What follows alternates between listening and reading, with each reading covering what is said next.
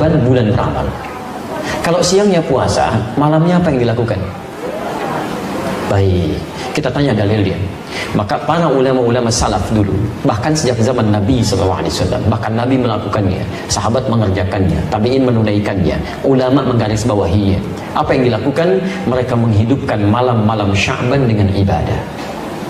Malam-malam Sya'ban, apalagi kalau sudah masuk ke pertengahannya sampai akhirnya, karena mereka merasa waktunya sudah mau berakhir. Mereka hidupkan terus pertengahannya, akhirnya dan seterusnya. Tapi apa amalannya? Setidaknya ada 3 amalan untuk di malam-malam Sya'ban. Boleh dimulai dari malam ini, silahkan. Ya, kita saling mengingatkan ya. Boleh silahkan. Ya, untuk kabari yang lain ya. 1, sholat, memperbanyak sholat. 2, berinteraksi dengan Al-Quran, tilawah Al-Quran, mau baca, mau pahami kan, mau menghafal, merajaah, mengulang, silahkan. 3, memperbanyak doa dan istighfar, memperbanyak doa dan istighfar. Di 1 salat, 2 memperbanyak interaksi dengan Al-Quran, 3 memperbanyak doa dan istighfar. Salatnya ada 3 jenis yang bisa dikerjakan. 1, qiyamul lail, qiyam al-lail, qiyamul lail. 2, tahajud. 3, witir. Qiyamul lail, tahajud, witir. Baik, kalau secara bahasa, qiyamul lail itu semua salat yang dikerjakan di malam hari. Salat pada malam hari. Tapi kalau spesifik istilah fiqih, qiyamul lail itu adalah salat yang dikerjakan pasca salat isya dan sunnahnya tanpa diawali dengan tidur terlebih dahulu. Jadi untuk membedakan dengan tahajud. Kalau qiyamul lail, Anda sudah salat isya, kemudian salat sunnah, lalu Anda salat di situ 2 rakaat, 4 rakaat, 6 rakaat, tutup dengan witir 1 rakaat atau 3 rakaat. Itu disebut dengan qiyamul lail. Di luar bulan Sya'ban, umumnya salat ini dikerjakan bagi orang yang belum tentu bangun di malam hari. Karena terlampau lelah misalnya, diduga tidak bisa bangun malam, maka dia salat terlebih dahulu sebelum tidur, tutup dengan witir sebelum tidur. Jelas ya? Tapi di bulan Sya'ban tidak harus menunggu itu. Ya, silahkan, nggak apa-apa. Begitu selesai isya, salat sunnahnya, menjelang tidur Anda salat dulu 2 rakaat, 4 rakaat, kan? 6 rakaat, kemudian witir, dan boleh malamnya tahajud lagi. Setelah Anda tidur, silahkan, gak ada masalah ya. Nah, dalam konteks qiyamul lail ini ya, isyarat di Qur'annya jangan mempersulit, mudahkan. Bahkan bacaan-bacaannya pilih yang paling mudah ya. Quran surah ke-73 ayat 20, faqra'u ma tayassara minal Qur'an. Silahkan baca yang mudah-mudah, ringan-ringan dari Al-Quran, silahkan ya. Dan ringan itu bisa relatif ya. Ringannya Nabi itu 100 ayat Al-Baqarah, ringan tuh ya, Masya Allah. Antum ya demikian, Qul Huwallah ya, kemudian Anas rakaat kedua, hari keduanya tambah lagi Ad-Duha, setelahnya Alam Nashrah, naik lagi ya. Jadi kalau bisa begini, saran saya, hidupkan di keluarga dengan anak-anak, boleh kok jamaah, boleh untuk memberikan bimbingan, boleh ya, tahajud atau qiyamul lail berjamaah untuk memberikan bimbingan itu sah. Seperti Nabi pernah menjadi imam bagi Abdullah bin Abbas radhiyallahu taala anhuma. Salat malam. Ada di Abu Dawud nomor hadis 1365 ketika di rumah Sayyidah Maimunah. Ibnu Abbas salat di belakang. Ya, kemudian setelah itu ditarik oleh Nabi sampai sejajar begini. Itu salatnya sedang tahajud. Awas, hati-hati.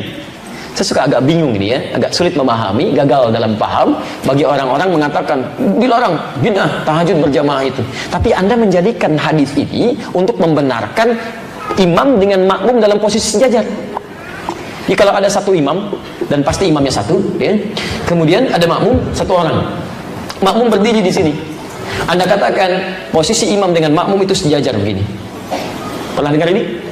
Sah, boleh. Apa hadis, siapa dalilnya? Karena Ibnu Abbas pernah sholat bersama Rasulullah, kemudian ditarik oleh Nabi supaya sejajar begini. Anda menjadikan hadis itu untuk dalil sejajar dalam shaf. Tapi kenapa Anda kemudian lupakan kalau sholat itu sedang sholat bersama qiyamul lail, tahajud? Jadi ini menunjukkan kebolehan tahajud berjamaah. Apa tujuannya? Barangkali satu, untuk membimbing, mengajarkan. Kalau dalam konteks bimbingan kemudian mengajarkan seseorang untuk bisa mendapatkan kenyamanan dalam tahajud, itu boleh dilakukan, silakan, gak ada masalah. Kenapa nggak Anda hidupkan? Mungkin anak-anak yang belum kenal Qiyamul Lail, supaya terbiasa dengan tarawihnya nanti, silahkan bangunkan. Ya, ayo kita mulai dulu, hidupkan di rumahnya. Jangan berat-berat, kasih yang ringan dulu. Ya, dan rakaatnya jangan banyak-banyak dulu. Deh, supaya sesuai sunnah Nabi ya, kita 11 rakaat. Masya Allah. Malam pertama, besok gak mau ikutan lagi. Dua dulu aja, dua, witirnya satu, sudah enak, naik lagi. Qul huwallah dulu supaya nyaman kan. Begitu besok mau sholat, Pak, kayak kemarin ya, Qul huwallah lagi. Ya nggak apa-apa, Qul huwallah dulu. Besok Pak kok Qul huwallah mulu, naikin dong. Ad-duha 4 rakaat, 6 rakaat, 11 rakaat. Begitu akhir bulan Sya'ban dia terbiasa. Begitu masuk Ramadan, bukankah ada sholat yang dikerjakan dengan berjamaah pasca sholat Isya dan sunnahnya? Sholat apa itu? Tahu? Jadi kalau sudah terbiasa, nanti begitu masuk Ramadan stabil Pak, Bu, stabil. Bukan cuma di awalnya sampai akhir, karena sudah terbiasa, ada kenyamanan di situ, sholat tenang, nyaman, awal sampai dengan akhir. Tapi kalau nggak biasa, umumnya itu numpang kaget aja, numpang rame tuh, ada jamaah hore, jamaah kagetan, rame. Di begitu awal puasa, bang, rame ke masjid semua. Dia, masya Allah, rame. Tapi karena nggak pernah terbiasa sebelumnya, awal-awal bubar sampai keluar pintu anon. Begitu pertengahan terjadi kemajuan, sapnya maju ke depan. Tuh. Sampai akhir Ramadan. Ini karena nggak pernah dibiasakan, kan? Jadi awal ayo coba kita bangun, semangat yang sama. Ya, malamnya, yuk bangun tahajud, tunaikan. Tahajud maksimalkan. Jadi kalau sudah enak seperti itu, masya Allah. Bahkan dulu selevel Hudzaifah al-Yamani, Al-Mughirah bin Syu'bah, Abdullah bin Mas'ud radhiyallahu taala anhum jami'an, orang-orang baik. Sebagian mereka bahkan dipuji oleh Nabi SAW. Bacaan Qurannya indah. Itu datang kepada Sayyidah Aisyah radhiyallahu taala anha, rahimahullah. Di hadis riwayat Al-Bukhari, nomor hadis 2008 sampai nomor hadis 2012. Kaifa kanat salatu Rasulillah sallallahu alaihi wasallam? Ya Sayyidah Aisyah, bagaimana sih salat malamnya Nabi? Saking inginnya mengetahui salat malamnya Nabi. Kata Sayyidah Aisyah, perhatikan, ini yang paling menarik. La tas'al an husnihinna wa tulihinna. Gak usah ditanya tentang bagus dan panjangnya salat Nabi. Cukup diketahui saja. Penasaran, diikuti di belakangnya. Di belakang Nabi SAW sholat. Masya Allah, sholatnya tuh kata Hudzaifah al-Yamani, indah, itu tenang sholatnya. Rakaat-rakaat itu, rakaat pertama, kedua, setelah itu istirahat dulu, berzikir, Allahumma innaka afuwwun tuhibbul afwa fa'fu anni. Indah, enak.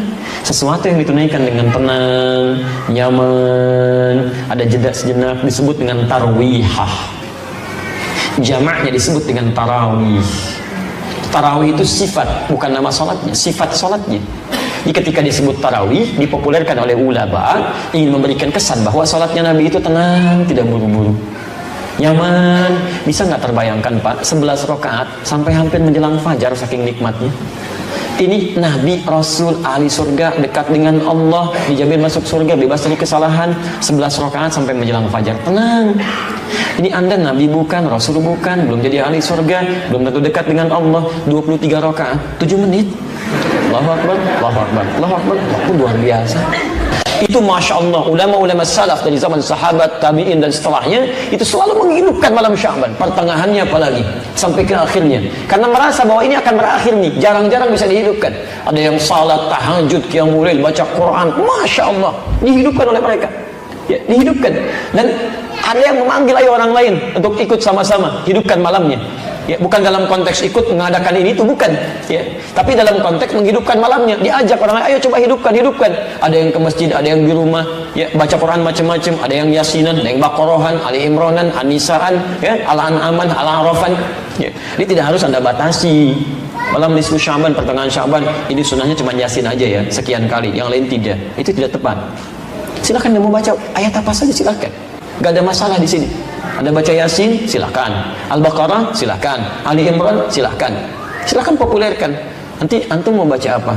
Saya Baqarahan, Masya Allah. Antum Ali Imranan, Masya Allah. Antum Al-An'aman, Masya Allah. Yang sana apa? Yasinan. Sudah selesai.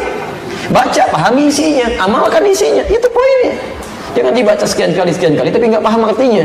Ya, itu walaupun ada pahalanya, tapi maknanya nggak kita dapatkan dalam kehidupan. Jadi jangan meributkan sesuatu yang memang esensinya tidak kita ketahui, pelajari dulu. Ya, tidak dilarang Anda menghidupkan malam Sya'ban. Yang keliru itu menjadikan malam itu untuk menunaikan sesuatu yang tidak ada tuntunannya. Jadi Anda ngajak orang dengan cara yang salah, itu nggak boleh. Walaupun perbuatannya baik, dulu pernah ada masa orang-orang sudah mulai malas untuk menunaikan ibadah, maka diajak oleh para ulama. Tapi sebagian ada yang mengajak dengan cara yang salah, memunculkan hadis-hadis yang tidak dikenal riwayatnya. Ya.